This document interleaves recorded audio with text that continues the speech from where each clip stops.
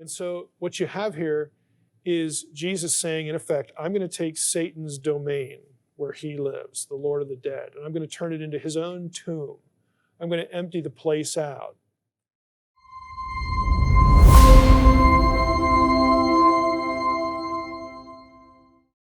And I have a lot to say about this in Unseen Realms, so I'm not going to rehearse all the content here.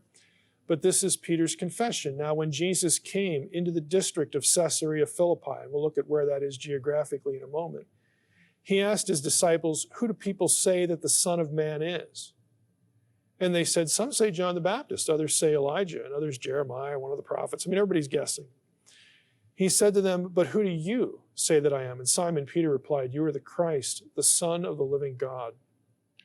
And Jesus answered him, blessed are you, Simon Bar-Jonah, son of Jonah, for flesh and blood has not revealed this to you, but my Father who is in heaven. And I tell you, you are Peter, and on this rock I will build my church, and the gates of hell, again, if you hover over ESV, it has a little note there, gates of Hades, this is the underworld, shall not prevail against it. I will give you the keys of the kingdom of heaven, whatever you bind on earth, so you bind in heaven. Binding and loosing is actually a reference to exorcism. I spent a whole episode of my podcast on that. If you wanted to get into that content, you can just listen to the podcast. But let's go back here. What we have here is a location of Caesarea Philippi. It's known later, I mean, it's known by a number of names where the confession, the Peter Rock, passage occurs. It's also known as Banyas or Panias, the Grotto of Pan, later on in Jesus' day. This references to my book on demons. It's associated with Baal in the Old Testament. Adjacent to this, there was a Baal cult. Baal is Lord of the dead, the underworld. This is Baal's role in Canaanite religion. So you have a matrix of ideas here. You also have, Bashan is actually an important term. Let me just show you a map here. We'll get into some of this material a little bit later in other sessions of the class, so I don't want to skip ahead too far. But here's Caesarea Philippi at the top. This is where this scene occurs, also known as Banyas or Panias. You'll notice, again, Galilee, this is upper and lower Galilee on this side. On this side, this whole region, actually going down, it includes Edrei and Ashtaroth, is not on this map, but this whole region is Bashan in the Old Testament. Okay, here's Ashtaroth, Edrei, Sea of Galilee. This map, let's go back to the first map. Here's Sea of Galilee, here's Edrei.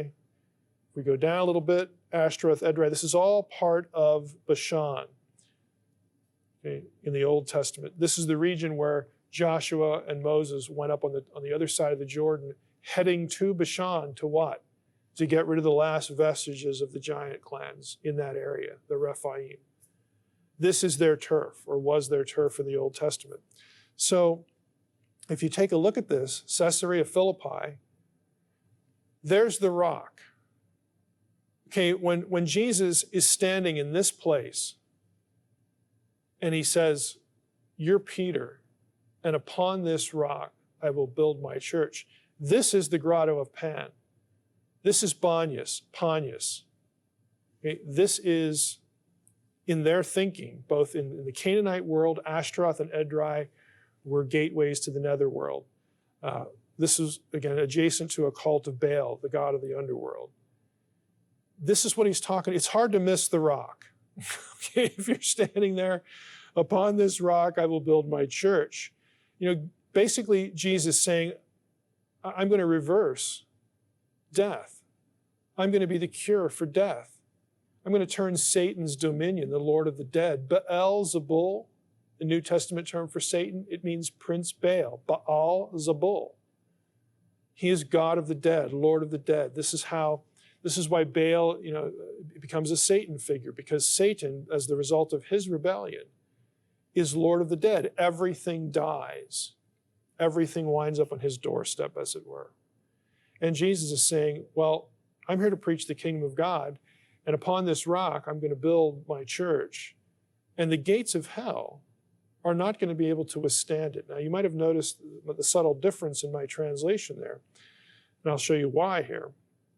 Because this is the place, upon this rock. Again, it's hard to miss. Now, ESV has the gates of hell or Hades shall not prevail against it. This is a screenshot from the interlinear that I use in Logos. You'll notice against has no, right here, against it, it has no Greek word. That means in the English translation, against it isn't really based on the Greek text.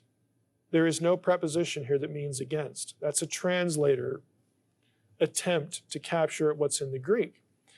Rather, there's a better way to translate this, and that is the gates of hell will not be able to withstand it. The verb used there, stand against, it can also be withstand, and then you don't need the preposition. The gates of hell will not be able to withstand it. And so what you have here is Jesus saying, in effect, I'm going to take Satan's domain where he lives, the Lord of the dead, and I'm going to turn it into his own tomb. I'm going to empty the place out. And if you were faithful to Yahweh in the Old Testament, you are not, you're going to be delivered from death.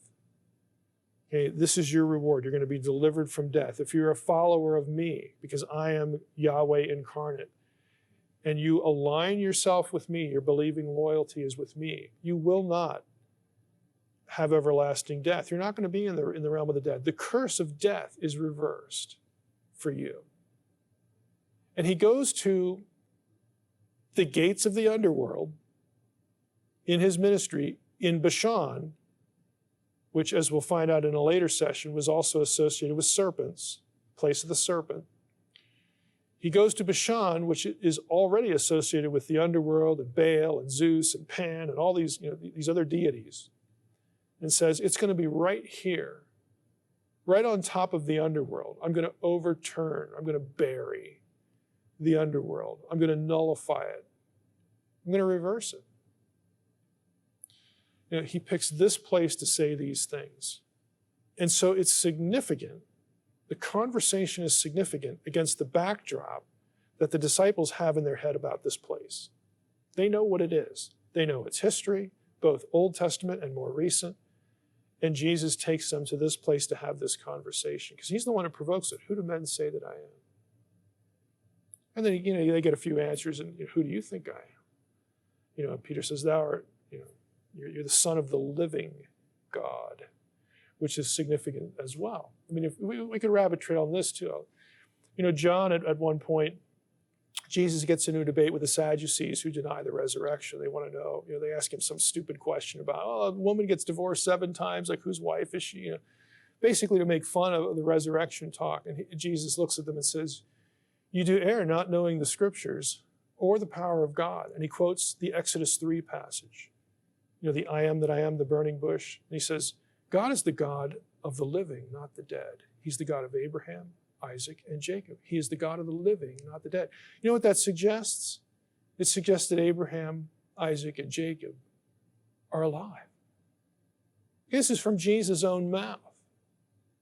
There's just a lot of this stuff going on in the Gospels that it's targeted rebuke.